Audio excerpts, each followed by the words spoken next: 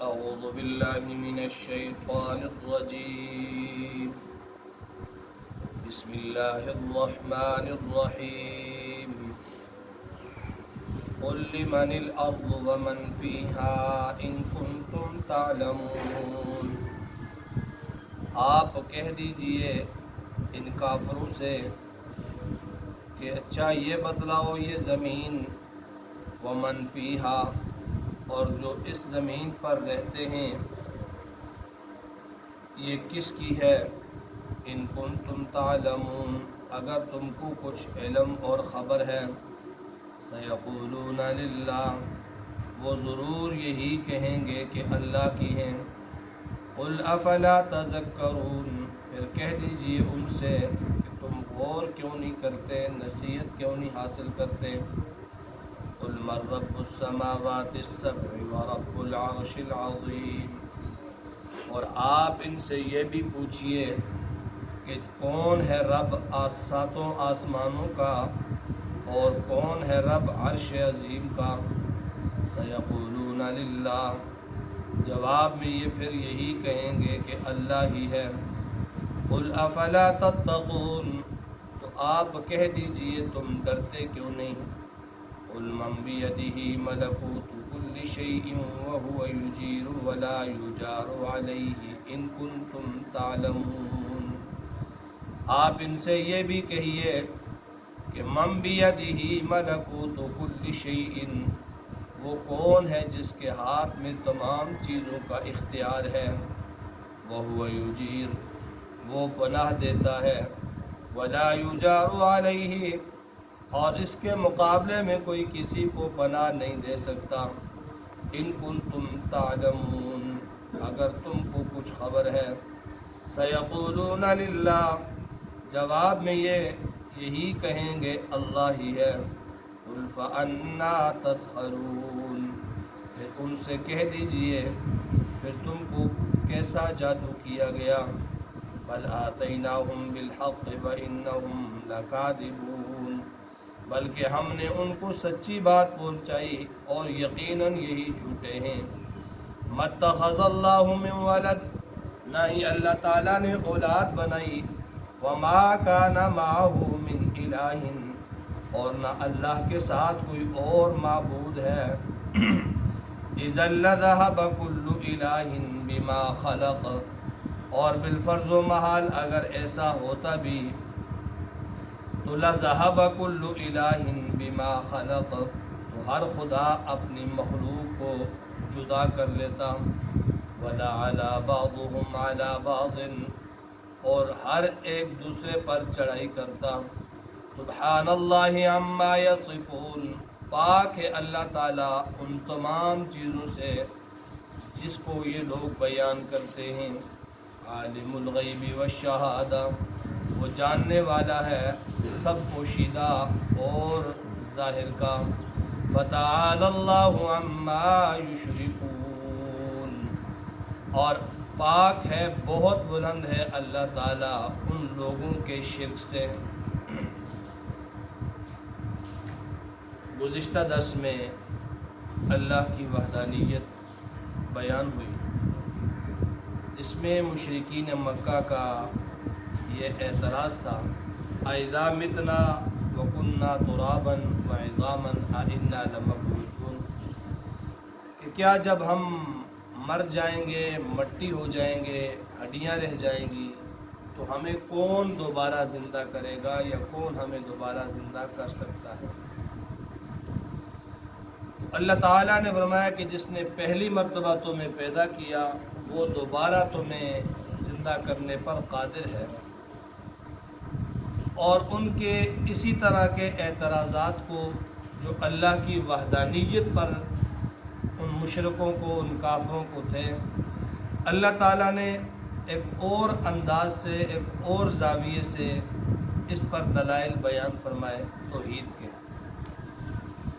فرمایا پیارے پیغمبر قل لمن الارض ومن فیہا آپ ان سے کہہ دیجئے، ان سے پوچھئے، ان سے سوال کیجئے لمن الارض ومن فیہا یہ زمین کے اوپر جتنی مخلوقات ہیں یہ ہوا، یہ پانی، یہ پہاڑ، یہ رستے اور یہ زمین میں چلنے پھرنے والے انسان، حیوانات، چرند پرند درندے اور زمین میں اگنے والی فصلیں، کھیتیاں، جتنی بھی چیزیں اس کائنات میں موجود ہیں، ان کے متعلق آپ ان مشرکوں سے پوچھئے، ان سے سوال کیجئے کہ لمن الارض ومن فیہا، اس زمین کا مالک کون ہے اور زمین پر جو کچھ ہے وہ سب کس کا ہے؟ کس نے وہ پیدا کیا؟ کون ہے زمین کے اوپر رہنے والی ہر مخلوق کے متعلق مکمل اختیار رکھنے والا؟ اس سوال کا تم جواب دو ان کنتم تعلمون، اگر تم جانتے ہو۔ اللہ فرماتا ہے سیقولون، ان قریب اس کے جواب میں یہ کافر، یہ مشرک لوگ کہیں گے اللہ، کہ ان سب چیزوں کو پیدا کرنے والا، ان پر اختیار رکھنے والا، ان میں تصرف کرنے والا ایک اللہ ہی ہے۔ فرمایا مشرکوں کا یہی جواب ہوگا۔ پھر آپ ان سے کہہ دیجیے افلا تذکرون، تم سمجھتے کیوں نہیں ہو، غور کیوں نہیں کرتے، فکر کیوں نہیں کرتے؟ قل من رب السماوات السبع ورب العرش العظیم، پھر آپ ان سے پوچھئے من رب السماوات، جو آسمانوں کا رب کون ہے؟ السبع، 7 آسمان، جو 7 آسمان ہیں، ہر آسمان ایک الگ جہاں ہے، ہر آسمان دوسرے آسمان سے مختلف ہے، اور ہر آسمان پر الگ الگ مخلوقات اللہ نے پیدا کی۔ تو پوچھئے ان سے کہ من رب السماوات السبع، ان 7 آسمانوں کو پیدا کرنے والا کون ہے، ان کو بنانے والا کون ہے؟ ورب العرش العظیم، اور جو عرش عظیم ہے 7 آسمانوں سے اوپر، اس کا رب اور اس کا مالک کون ہے؟ تو فرمایا جواب میں یہ کہیں گے سیقولون للہ، جواب میں کہیں گے اللہ ہی ہے۔ قل افلا تتقون، پھر آپ ان سے کہہ دیجئے تم پھر اس رب سے ڈرتے کیوں نہیں ہو؟ قل من بیدہ ملکوت کل شیء، پھر آپ ان سے پوچھئے، سوال کیجئے، من کون ہے وہ، بیدہ جس کے ہاتھ میں، جس کی قدرت میں، جس کی طاقت میں، ملکوت کل شیء ہر چیز کا اختیار ہے، ہر چیز کی ملکیت ہے، وہ کون ہے کہ جس کے حکم کے بغیر ایک پتا تک نہیں ہل سکتا؟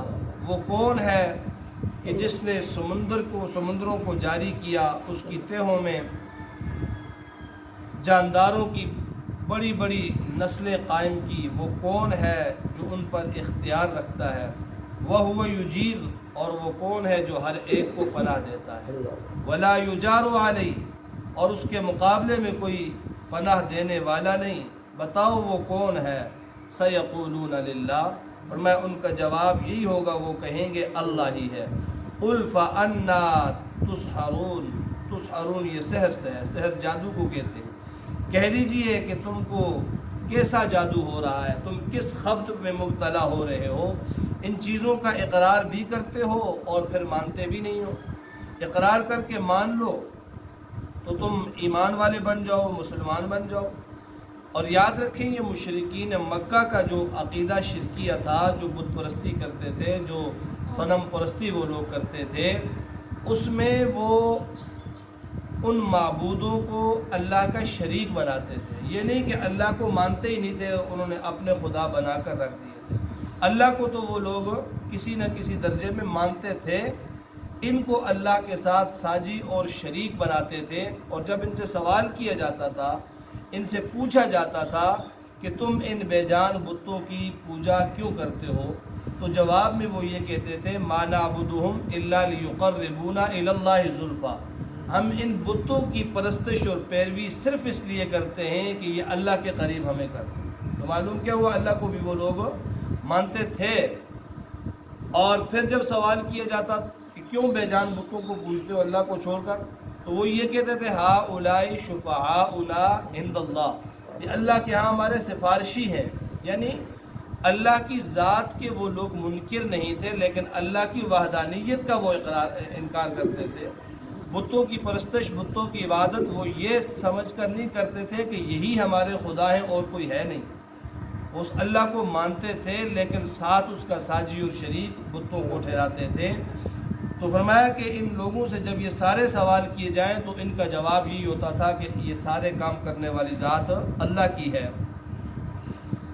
اور پھر بھی اللہ تعالیٰ نے ان لوگوں کو ابدی جہنم کی بشارت دی، کیوں کہ اللہ کو شرک ناپسند ہے، اور شرک جو ہے وہ کفر سے بھی بڑا گناہ ہے۔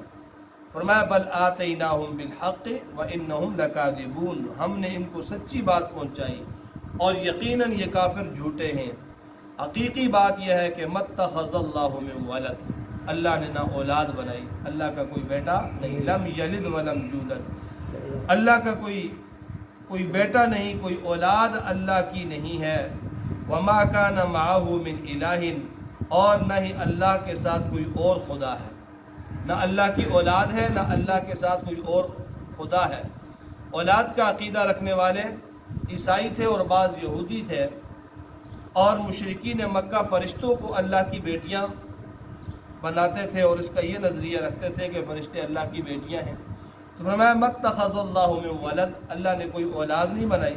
وما کان معہ من الہ، اور نہ ہی اللہ کے ساتھ اللہ کی الوہیت میں کوئی شریک ہے، نہ کسی کا اللہ پر غلبہ ہے، نہ اللہ کے ہاں کسی کی زبردستی سفارش چلتی ہے، وہ وحدہ لا شریک ہے۔ اذا لذهب كل الہ بما خلق، فرمایا اگر اللہ کے ساتھ کوئی شریک ہوتا، اللہ پر کسی کا غلبہ چلتا، اللہ پر کسی کا زور چلتا، یعنی کوئی اور الہ اور معبود ہوتا، تو کیا ہوتا جی؟ لذهب كل الہ بما خلق، تو ہر معبود جس نے جو چیز بنائی تھی اسے لے کر نکل جاتا، کیونکہ وہ اس کا مالک ہے، وہ اس کا مختار ہے۔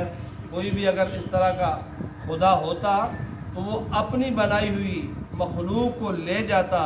وَلَعَلَى بَعْضُهُمْ عَلَى بَعْضٍ، اور اگر ایک خدا کے علاوہ اور خدا ہوتے تو ایک دوسرے پر غالب آنے کی کوشش کرتے، کیونکہ مشہور ہے نا کہ ایک گدڑی کے اندر 10 فقیر سما سکتے ہیں، لیکن ایک سلطنت کے اندر 2 بادشاہ نہیں رہ سکتے۔